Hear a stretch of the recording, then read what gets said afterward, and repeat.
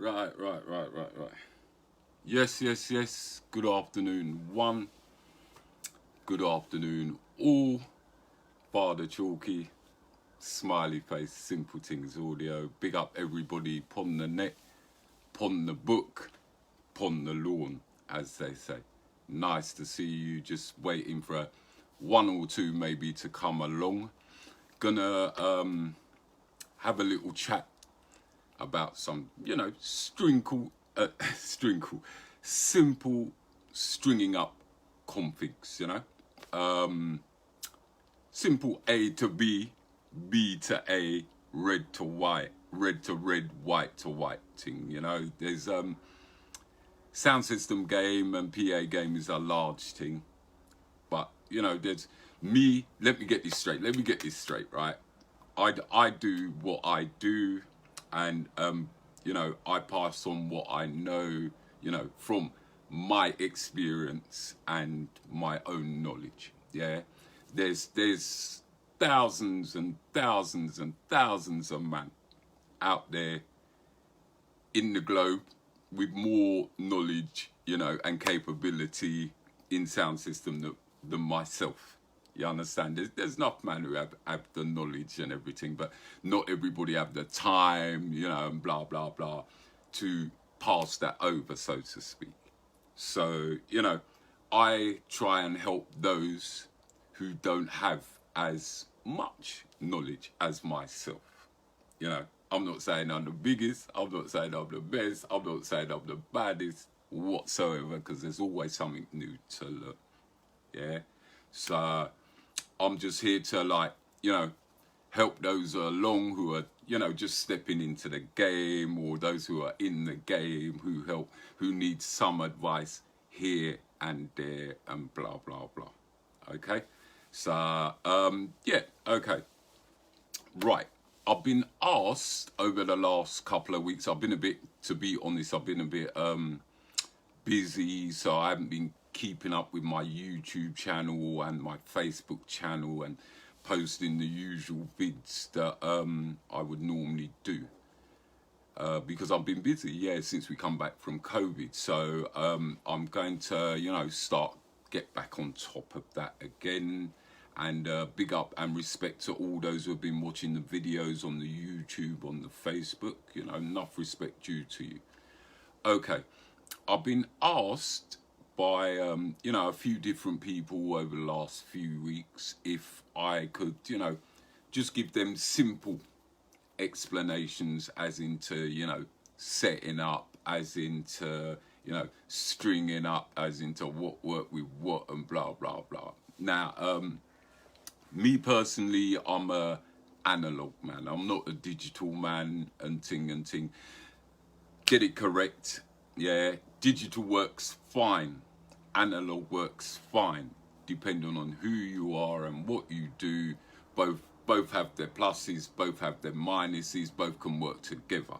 So it really does depend on who you are and what you do and what you like and what suits you. So if you feel, I'm me and my set, I'm better off digitally, then you look into that side of things. If you think the other side of the coin and you think you're better off analog, you look into that side of things, But as I say, each to their own, each one teach one, each man does his way, does his thing a little way different. Big up Mr. Trendsetter, as you know, you know them thing, yeah. We do it differently. Big up Droopy, nice to see you. Yeah, we have to chat. Yeah, you know what I'm chatting about. But anyway, so myself personally, I'm an analog man, and I have been an analog man for decades. And as I said, as things have gone, you've got the digital enhancement of now, not now, for a while now, but is more embraced in sound system these days. A lot of digital stuff now about in sound system, and people like me who, when we grew in the 70s and that, and we was analog and carrying big things, where it took 6 men to carry an amplifier and things, these days you have one new amplifier and one new speaker management and everything nice. you know, and like I said, horses for courses. Simple as that. If, you know, you use what you feel is comfortable for you. Yeah, big up Sir Reds, big up DJ Smiley, nice to see you in either vicinity.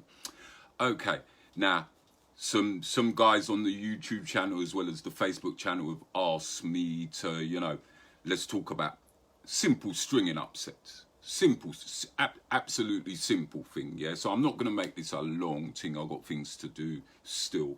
So now, the way I look at things as an analog man, you know, your very first piece, whether it be a turntable into a mixer, whether it be a CD into a mixer, whether you're using a laptop plugged into a mixer, or whether you're just using straightforward a controller, yeah, this is, as I see it, this is what I call your source, basically. Now, these days, hang on, I'll do that in a second. These days, you have, you know, the active setups, the simple active setups in which the wedding DJs use, in which, you know, your party DJs use and everything. So they would go, and this is not something that I like to do. You know, I'll explain in a little while. I don't want to go too deep today because we're going to go deeper. But they would go straight from a controller, straight from a source, basically, into a set of active speakers. Yeah, into some bass, basically a simple setup. Yeah, you would run the output of your controller, as you can see an output here, which is just standard red and white. You might have XLR, you might have phono output, but you would run your output from your source, which, as I say, the wedding DJs, little party DJs like to run their outputs from their source, which a lot of them would be controllers, straight into their active speakers. Now, that setup is quite simple. You would run basically into your active bottoms, and if you have complementing tops, you would set the active bottoms at a certain crossover point, and then straight, you know, this is how they do it. I don't like to do it, but then from the active tops, you would run active bottoms, you would run into the active tops, sending that signal, which would be crossed over and then sent back out into the tops, and the tops would play. Now, personally, I don't like to do it like that because to me that's just a volume setup, and I like to control my signals. Now, people are going to say to me now, all right, people are, but yeah, these days you have them controllers that can, if you look at a controller and it's got all kind of filter and this and that, wonderful, that is all well and good, you know, if that suits you, if that really does suit you, and that suits you for ease of use, and you know you can get what you want, then if that's the case, then fine. Excuse me for that, I'm getting calls coming through, but that if that is the case, then fine, you can do that without a problem. But again, the way I see that kind of setup is quite simply that is more a volume setup than it is a controlled setup. But again, that's just my way of doing it. That's my little opinion. That's all there is. Anyway, as I said, you would go basically from your controller, which, as I said, DJs use straight from controller to, and that's your source, or, and I've got a little Behringer here, a little Behringer mixer. Now, you would plug either your vinyl decks or your CD decks into your Behringer mixer, and then this one doesn't have the XLR outputs, which is a shame, but you've got your red and whites, your phonos, whatever, and then your XLRs, which are more secure outputs. Let me, as we're talking about stringing up, you know, and the guys did ask me, the XLR outputs are the better outputs on most units, just for the simple reason they're more secure, they're more balanced, you get a better signal output, as far as I know. And like I say, I am not the scientific person, so I don't know everything. I'm just giving you from my experience, okay? Now, like the gentleman asked me, like the gents have asked me, once you go into your source, where will you go from there? Now, we've already talked about, you know, going straight into active setups, boom, boom, boom, easy setup, job done, right? But some of us in between, so we do like to put things in our rack to give us better control on certain frequencies and to control our frequencies or whatever, you know, control the signal, clean up the signal basically. And these days, as I said, when I was growing, you never had nothing such as a digital signal processor. We used a preamp and our EQ and, you know, job done. You didn't have them kind of things. So these days, you know, as technology grow, which is going to, and there's nothing wrong with it. Yeah, you have DSP units, you have speaker management unit.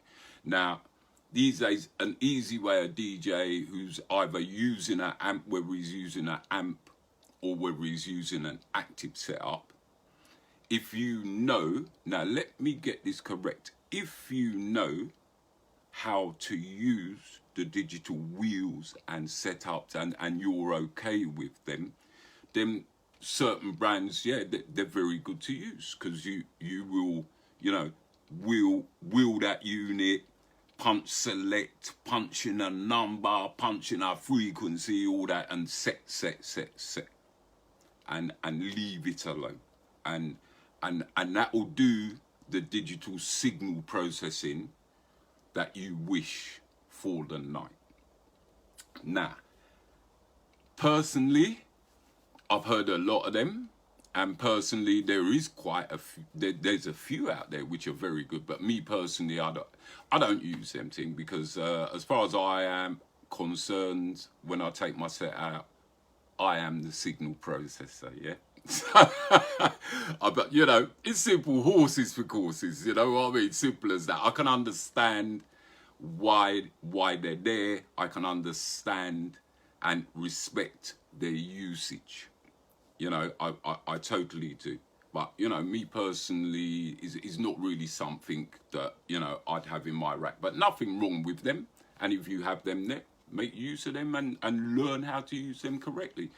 And as I said, for the simple DJs, you can buy one of these units and just simply come out of your controller, come out of your mixer, and just go straight into a DSP unit, a speaker management unit. And then, you know, you'd sit there, you'd read the manual, you'd fiddle about with it, you know, to learn how to control it. Yeah, and then you'd go in there, set everything, and then boom, boom, boom, again, another easy setup. One set of signals to your sub, one set of signals to your tops. Good to go. Active DJs, you're walking away. Party DJs, you're walking away. Everything nice. Okay? And as I said, this video is directed mainly at the simple setups. Yeah? It's not directed at the bigger setups, really and truthfully, because there's a lot more depth when it comes into, you've got to run eight bass bins or 16 bass bins and 3 stacks and blah, blah, blah. There's a lot of difference there. There really is. So we're not going to go deep into that. As I said at the beginning, is for the, you know, for the simple setups. Like some of the setups I have, very nice, very simple, but effective. You know, and this is what, you know, some of them man wants to know about, you know, how you can be effective with your signals. Now, as I said, if you go into a DSP unit and you read a manual, you get all that, and then the DSP will virtually control that for you. For those who like analog, and let me say this before I carry on, I'm not a man who uses the digital equipment as such. So therefore, you know, if you want real explanations into them things. I've been telling myself last couple of years I've got to try one. I've still yet to sit down for a few hours and days and go into depth. So if you really want to know something about them things, you need to either read or chat to somebody who, uses them on a regular. I can only tell you what I know. Yeah, simple as that. Anyway, if you're into analog side of things, which I found a few people just, recently are still in, love their analog, and like myself, I love my analog, and I mix and blend both. I mix and blend active tops with passive subs, and things like that, and passive kicks and passive subs with active tops and active, mix and blend and blah blah blah to see what can work together. That's what I like to do. Yeah. Anyway, now I'm going to show you a couple of bits for them man who was asking me and everything. I've had a few with the passive setup where we're not dealing with no digital thing. This is simple fiddle and twist and flick and listen. You understand me? Listen with your ears for that. Now, personally, me, I'm going to show you standard way. I'm not going to, go deep into it and show you some of my tricks because, somebody said it the other day, intimidate a sound. There is many ways, if you have your own system, in which you can intimidate certain sounds, certain frequencies, if you string it one way, another way, and try this way and that way. And, have a look and have a test and have a listen. Now, that is why I'm an analog man, basically. Because I like to fiddle and twist. But that's just a personal thing. Anyway, as we go back, we're coming out of the source, the mixer, the controller, the laptop, whatever it may be. Now, in a standard setup, and I'm going to say this in a standard setup, where you would go from here and how we learned along the way. I'm just going to bring this one out because that one was in the hallway. It's dusty. Let me just show you. You would plug from your source into a mixer or a preamp, basically. Yeah. The preamp such as what Cutty have, the preamps such as what I have, old school, the JTS preamps, all them kind of thing, or your mixer, whether it be Allen and Heath, whether it be Pioneer, that they're what's known as studio mixers, not a DJ mixer, but a studio mixer. So you would plug into so. Now, let me show you again. What you have here are your balanced left input channels, left and right, yeah, by phono. Before I go, I'm gonna have a quick chat about the leads. You have your microphones, inputs, auxiliaries, your balance, your mid, tops and highs. Now, each channel has its own, as we say, separate volumes. Now, what it is the outputs which confuse certain people, yeah? Where basically you have, on here we have a control room output, we have an alt output, and you have your main outputs. Now, for the basic DJs, what you would do, very simply,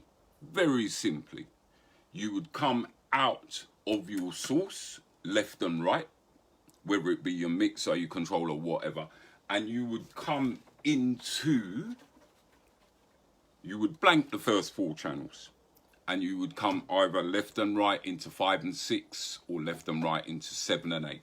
Simple as that.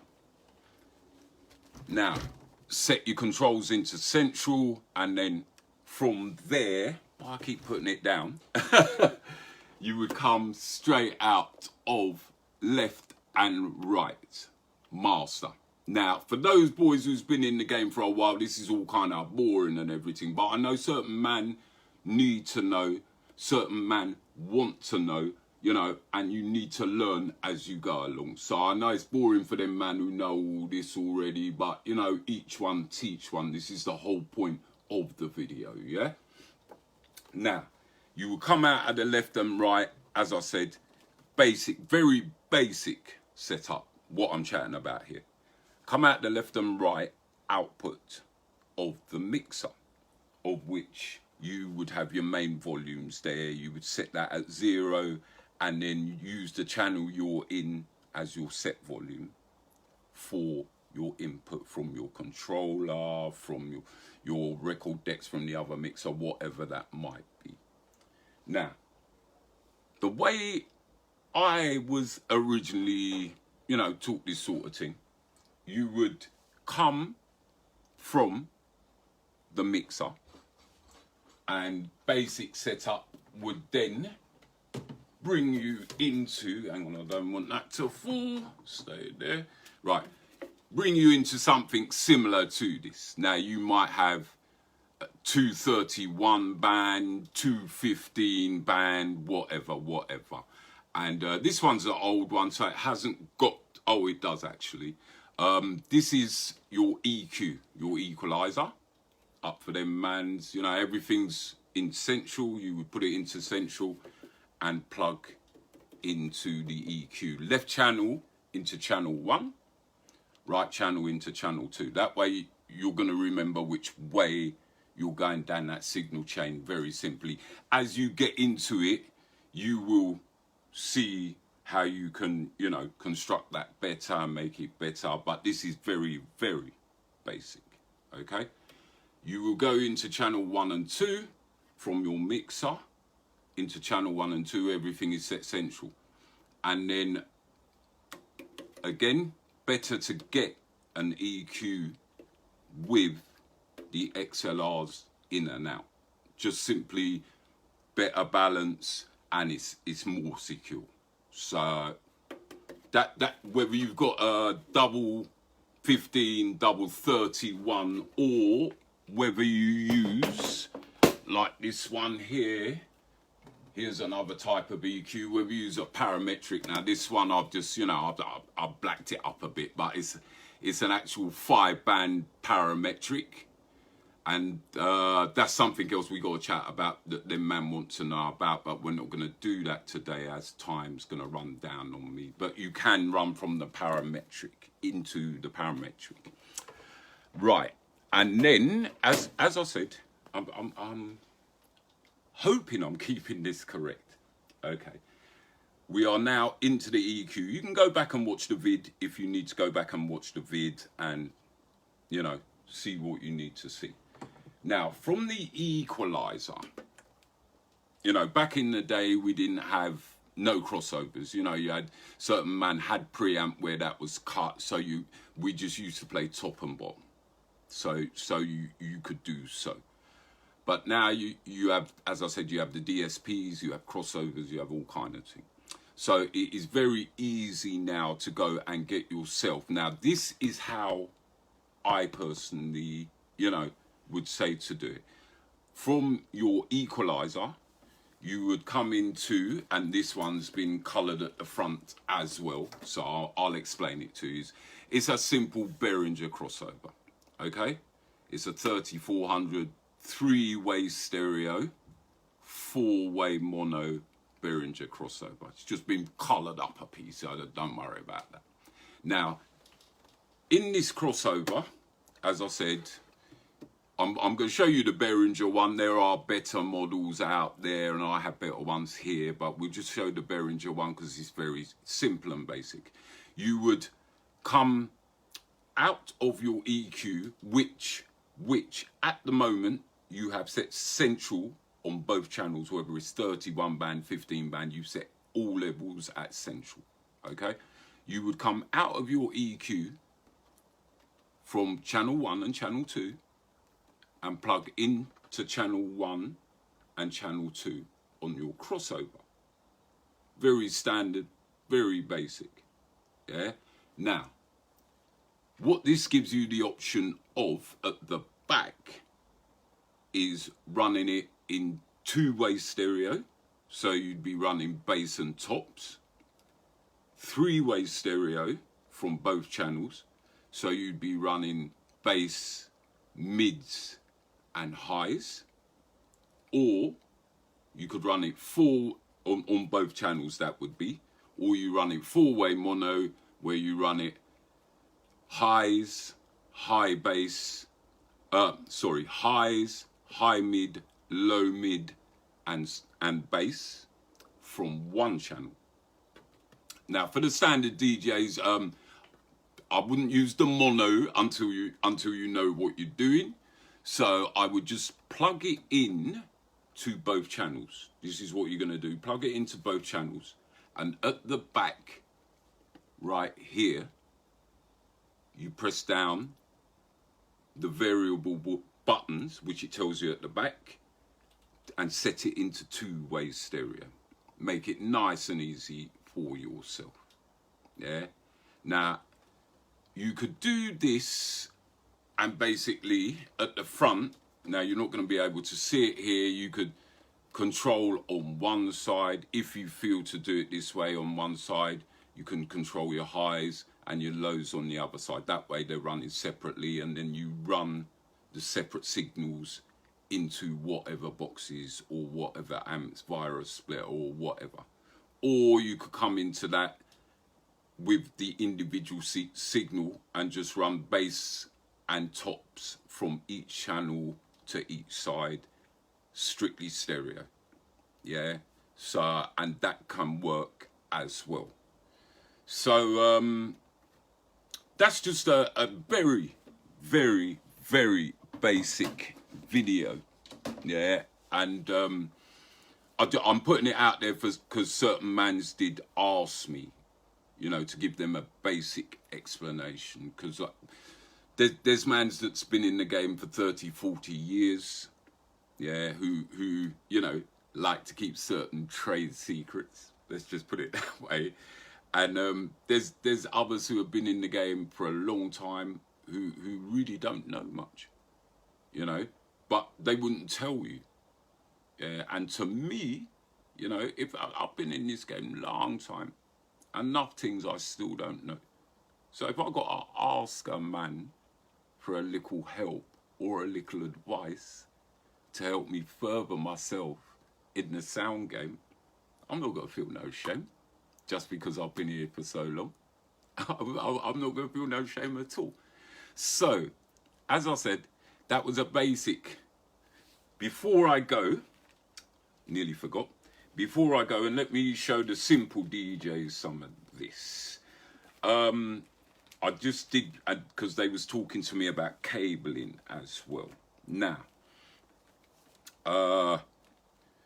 what you need to do is make sure you don't go and buy dibby cables, yeah, dirt cheap cables, because trust me, within a couple of playouts, if they're not shielded good, they're not built well and thing, within a couple of playouts and them scrunched up, they'll start break up inside, and what will happen is you'll start think that your actual equipment is the problem, whereas it will be the cable that will be the problem that's giving you the grief.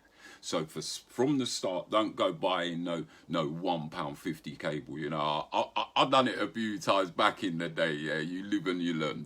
Don't go buy them cables. Yeah.